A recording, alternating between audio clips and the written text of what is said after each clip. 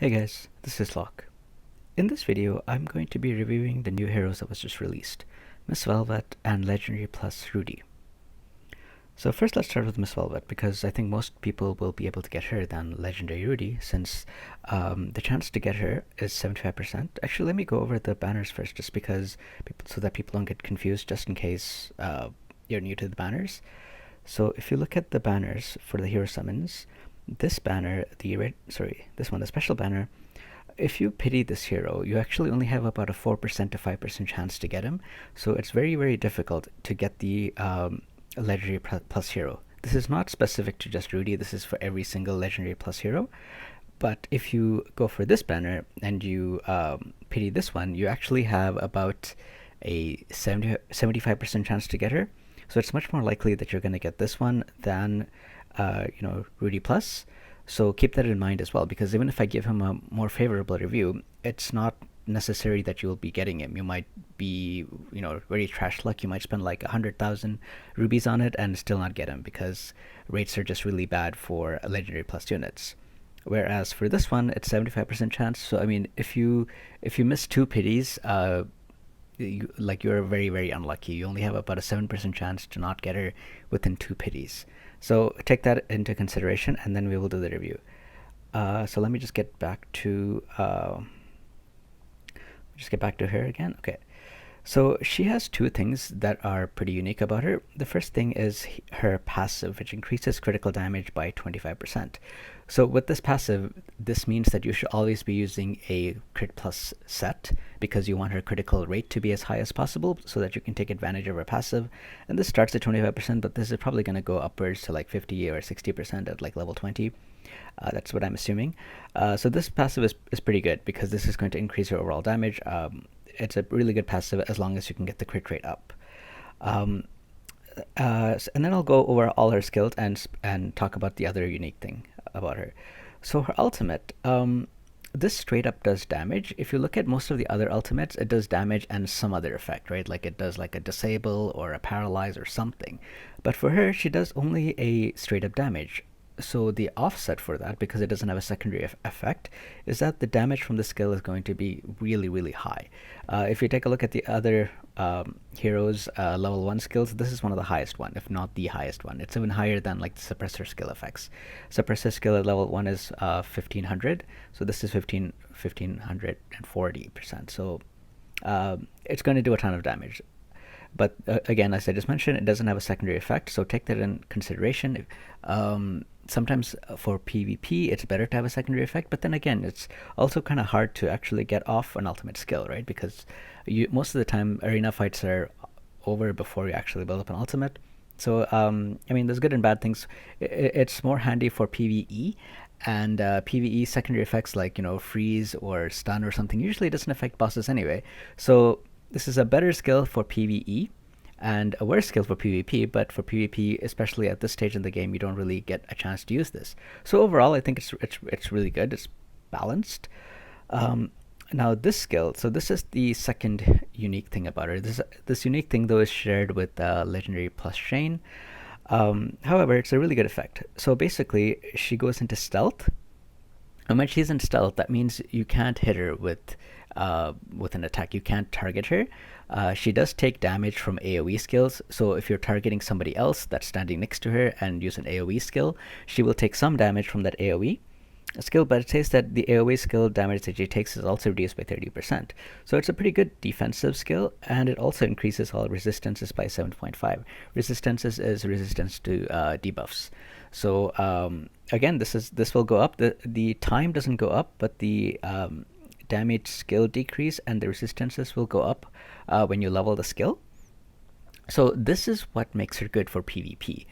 If you compare her with Dylan's, right? Let's assume for a second that she and Dylan's will do the same damage. They will not, but let's just assume that they do. So when they're doing the same damage, if you have Dylan's in your lineup, an enemy can just go up to Dylan's and kill him off quickly, because he is built as a DPS. He has, low health, not much defenses, compared to somebody like, a tank or something, right? Now, Miss Velvet is different in that case, because she will use stealth first. So when she's stealth, this means that enemies cannot actually target her.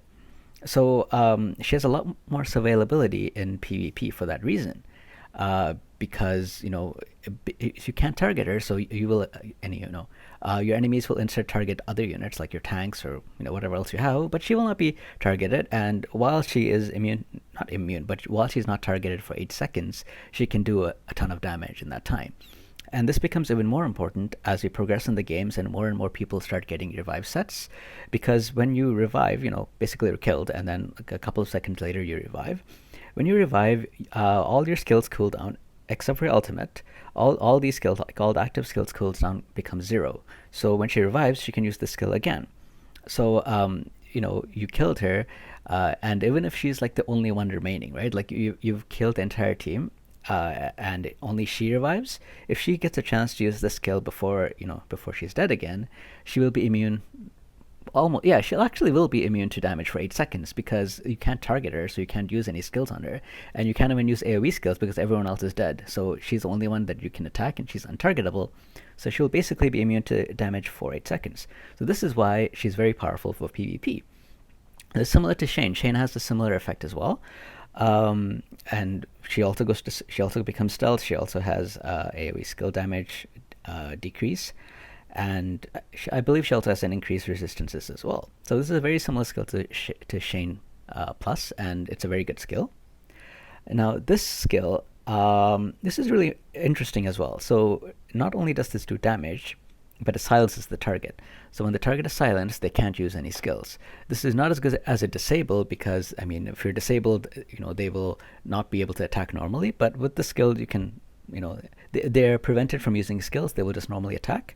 And if you get a chance to actually get off the silence, right, then you can attack a second time. Well, you will attack a second time anyway, because it's a combo skill. So you attack once, and then the skill becomes available again, and you attack a second time.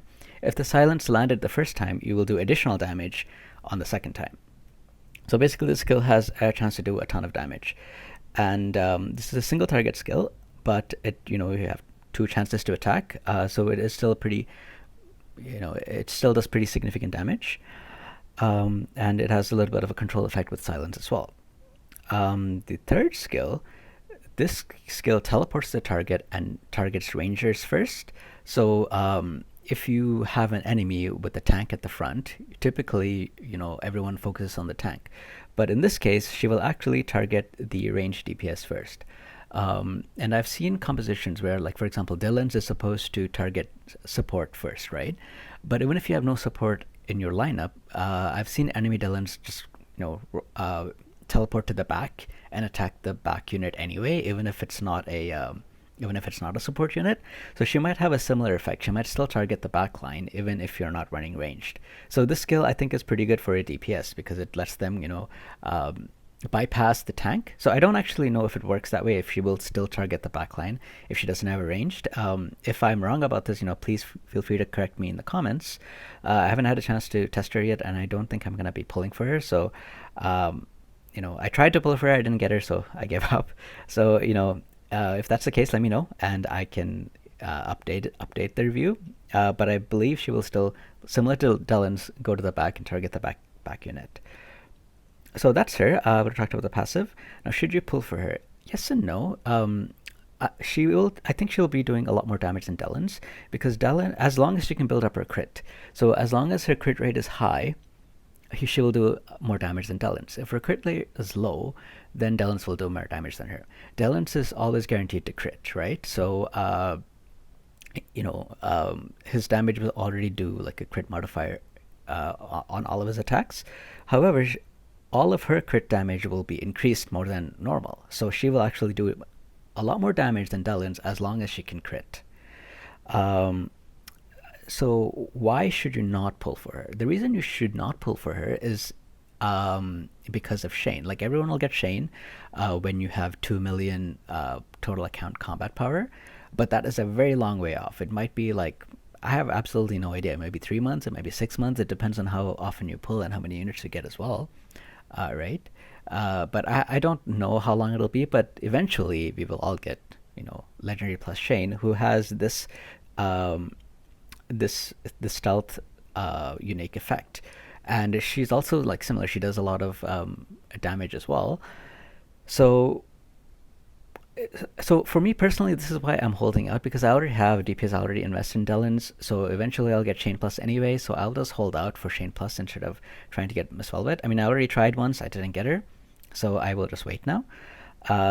But for you, it might make sense to get her, like especially if you don't have Delens, if you don't have a good DPS unit, like similar to Delens, or uh, who else is a very good DPS unit? Um, you can use, like, I know a lot of people rerolled for Corset Plus, so she's range, um, whereas Miss Velvet is, sorry, yeah, Miss Velvet is melee. So that's the difference. I mean, if you really want a high DPS unit and you can't wait for L plus Shane, that's the person that should invest and try to get her. If you already have a good close range unit like Dylan's, she is better than Dylan's, especially for PvP, because, as I mentioned, she has a defense skill built in, whereas Dylan's does not. So she will definitely outshine Dylan's. Uh, but if you have a limited amount of resource, you have to really you have to really think about it twice to see if it'll make sense for you to get her for the added benefit of Dylan's or not, right? And for me, it's not worth it, so that's why I'm gonna skip her. But she is a very good unit. So especially if you don't have a melee unit, definitely go for her. If you are a like a new player starting, I would recommend going for her, because she's very good, and she can be used in both PvP and PvE content. Um, and there isn't too many units that can do that. Most units are either very good in PvP or very good in PvE, so she's very good. So now I'll go into my review of Legendary Plus Rudy. So let's start with his passive. His passive decreases the debuff duration of all allies. It starts at 10%. I don't actually know what it would be at level 20, so if you know it, please leave it in the comments so people can make a more informed decision about what to do with him. Um, but I think it's a very good skill. CC is very, very prevalent in both PvP and PvE, and the more you reduce it, the better it is. Uh, uh, it's basically like universally very good. Especially if this can go up to, like, say 30% or 40%, I think it'll become like insane.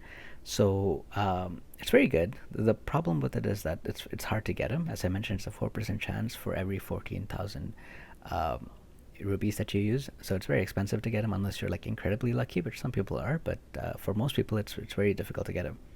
But this skill, I think, is kind of what makes him, because debuffs is just everywhere in the game, right? Um, so now let's go into his ultimate. I think this ultimate is very, very good for. It's a very good skill, but for PvP, especially now in the game, like the stage that we are in now, people usually don't get a chance to use their ultimate because the match is usually over by then. But if you get a chance to use it, yeah, it'll definitely be very good. It casts a shield on all allies, similar to the other Rudy's effect, but it also links them. So this means that if your backline Claire or something is being targeted by Dylan's and she's about to be one shot, if you use this skill, she will only take 25% of the damage, because the other 75% will be split among everyone else in the party. So it's a very good skill. As I just mentioned, though, it's hard to use it in PvP right now because usually units don't survive that long, and the game is usually over before they get a chance to use ultimates. But later on, when units are more often able to get ultimates out in PvP, it will be more powerful. But PvP, it's very good. Not only does it help him to survive against enemies, but it also helps your other units as well. Like, for example, if they're being if somebody like Phasma is targeting your backline, if you use this skill, now that backline unit only take 25% of the damage. So it's very good. It's really good if you pair it with Shay as well, because then you can keep recycling and using the skill often. Additionally, it's also good for the Valerian raids because it serves as a suppressor for that. But you don't need to use him for the Valerian raids. You can also use like the blue Rudy. But if you have this Rudy, you might as well use him for Valerian raids as well. I'm going to start with this skill, the taunt skill. So this is similar to silence, actually, which I just mentioned for Miss Velvet, because when an enemy is taunted, they can't use any skills. So for the duration of the taunt, it kind of serves like a silence, but additionally, they can also only attack the unit that used the taunt. So it's actually a better version of silence, in my opinion, because you can make them target tanks instead of whoever else they were attacking before. Additionally, I really like this. This is unstoppable. So what that means is when PvP starts, and your units are using skills and enemy units are using skills, and if an enemy of some kind is using some kind of disable effect that will like root him or freeze him or something, in midcast he will actually not be affected by that skill. He becomes unstoppable. He's immune to being disabled of any kind from that skill, so he will continue to use this skill and taunt the enemy that he's targeting. So I really like that unstoppable effect, because otherwise, there are a lot of times that I've seen in a battle, one of my units is midway casting a skill and then gets disabled or stunned or something and can't use the skill, and then I lose. So that is not the case with this. So I really like this unstoppable effect, because I also, as I just mentioned, like CC is everywhere in the game, especially in PvP. So this is a very good skill in my opinion for that. And the secondary effect of taunt plus silence is also very good. This skill, I believe, will be the first skill he uses. This gives himself a shield, and then also decreases the damage that he receives, and then additionally reflects some of the damage that he receives, basically, right? So it adds a lot of survivability to him, and the time is also very good. Like, for example, the decreased damage effect lasts for 25 seconds, and it's on a 32 second cooldown. So that's pretty good. That's it's only 7 seconds of unprotected uh, time. So I really like that low cooldown on it, right? So I think this will help him, especially in PvE, to get a lot of survivability. But even in PvP, it'll help. Like, anything with the damage decrease really helps us anyway. So I really like this skill. It's very good. And if you combine the skill with the taunt, obviously, then he will be like, if you taunt an enemy that does a lot of damage, then they will take a lot of damage from the reflected damage that he doesn't get, basically, right? That's very good. Now this one, Holy Meteor. This is basically just a damage skill. It teleports the target, and then it does increased damage than most tanks, because he gets a portion of the damage from his defense. So the higher you build his defense, the more damage you basically do. So this is it's similar to Evan, where he's also like a defense-based tank that does more damage based on the defense that you have. So he will do more damage than the typical tank because of this skill, because of his skills that are based on defense. This skill is also the taunting skill. It's also based on defense. It has a 300% defense modifier to his attack. So he will do more damage than the typical tank, but he's not really there to do damage. He's there to help your teammates survive, taunt the enemy, and keep your allies alive, and keep himself alive with the shields and his decreased damage effects. Should you pull for him? I mean, it's hard to say, because as I mentioned earlier on, it's only a 4% chance to get him. So if you pull him and you get him, that's great, but it's very rare to actually get him by pulling on him. So if you can get him, I would recommend using him, because he's probably the best tank in the game right now. However, because it's so hard to get him, I don't know if I would recommend getting him, because most of the people that pull for him will unfortunately not be able to get him. So you have to make that decision if it's worth it for you to pull for him or not, and gamble on it. I mean, if you don't need any of the other heroes right now, like if you don't need Miss Velvet, and you don't need a ranged hero because you have Alcosette or something, you can gamble on him, or you can wait for one of the upcoming heroes that'll come out in the future. So I actually got both of these ones today, Welder and Ming, like one after another. There was my two reds that I pulled when I was trying to go for Miss Velvet. So I mean, it just comes to you when you're least expected, right? So you don't have to get him now. I mean, even if you try, you might fail. So you can just do what I'm doing and just kind of wait for him to come to you eventually. So there you go. That's what I recommend. He's a very good unit. If you did pull him, I would highly recommend you use him, because he's very good. But it's just that the low chance of getting him is what kind of sets him back. That's my review for the two units. I hope you guys enjoyed this review. If you have other questions or things that I missed, please leave a comment below, and I will do my best to get back to you. So that's it for now. I hope to see you guys next time. Take care.